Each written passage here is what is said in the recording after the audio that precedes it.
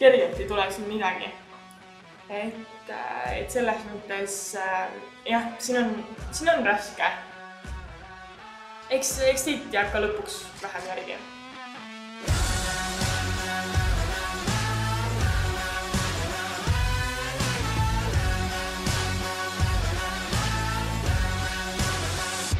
Ma ei teagi, ma võin, olete kuulnud Robotexist võib-olla.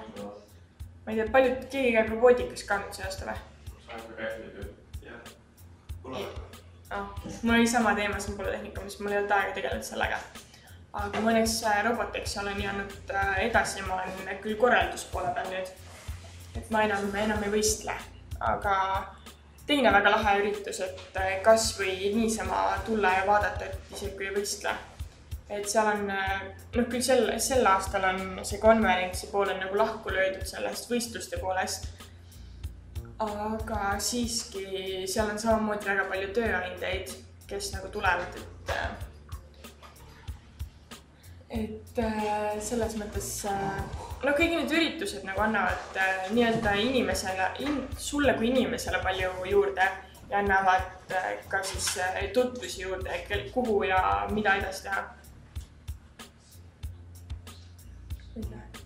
Need huviringid, mis siin on majas? Huviringid.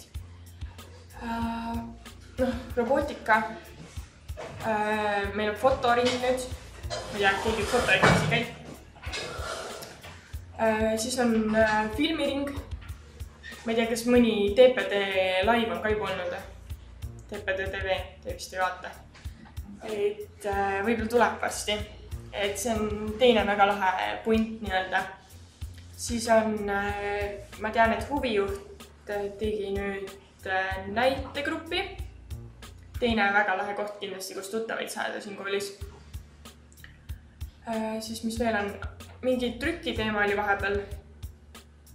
Et ma ei teagi, ma enam ei ole nii väga kursis sellega, mis meil nüüd just alustas mingi muusikaring ka.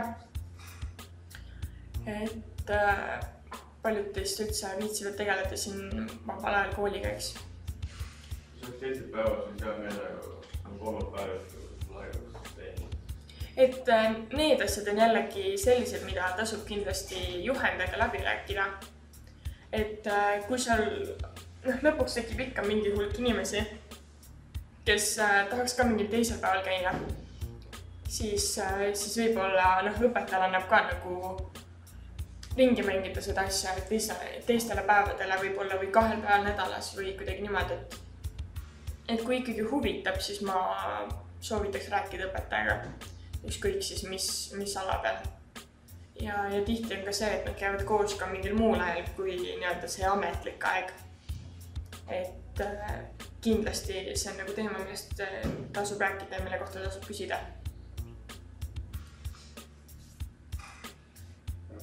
Soovitused hilinejale, ei viitsi käia, hinded, palga.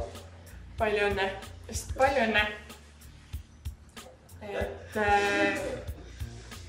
mul oli ka klassis päris palju neid, täpsemalt oli neid, ma ütleks kuskil 15, millest 12 kukkusid välja. Et just saying, you know. Aga eks teid jääb ka lõpuks vähem järgi, küll te näete. Et ma ei tea, palju teid üldse klassis on praegu või palju, kui te alustasite? 30. Ja alles on ka 30. Esimene aasta. Meil kukkus esimese nädalaga kukkus juba mõni välja.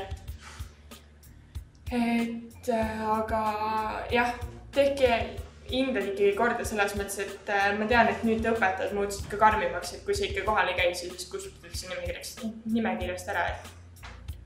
Et pole nagu mõtet, et kui sul nagu vähegi on huvi selle asja vastu ja sa ikkagi tahaks oma paberit kätte saada ski kohal.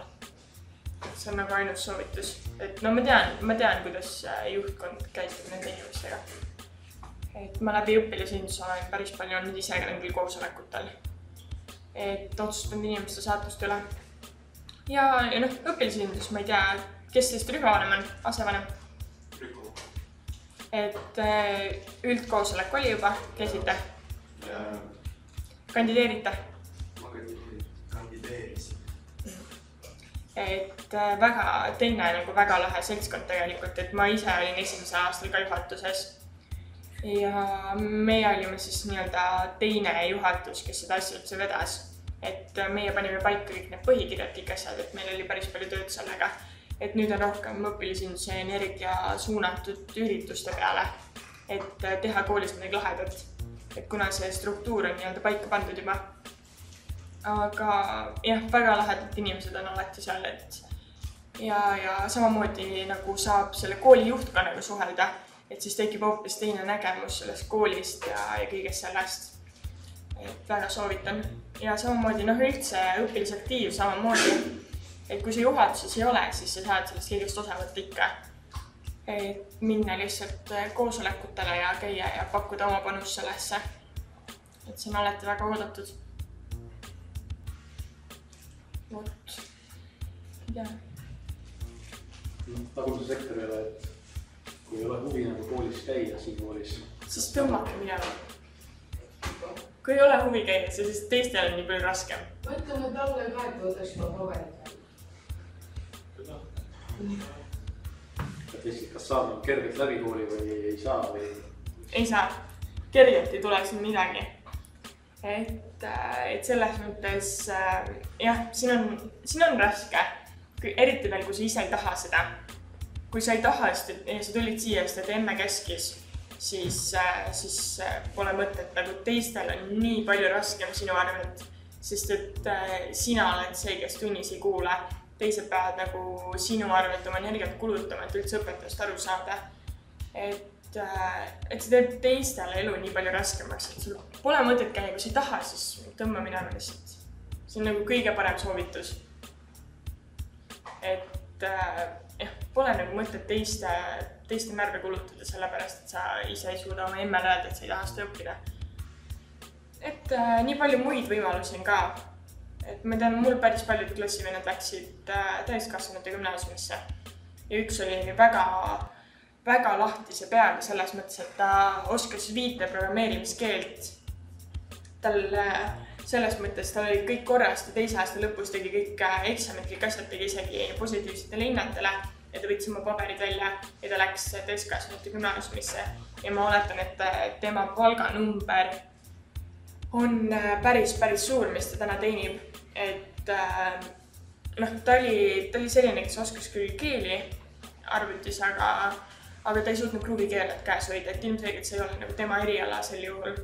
Et tuleb teha endale kasulikud otsused. Ja esimese aastaga ma oletan, et te saate päris hästi aru, kas teile sobib see eriala või teile ei sobi.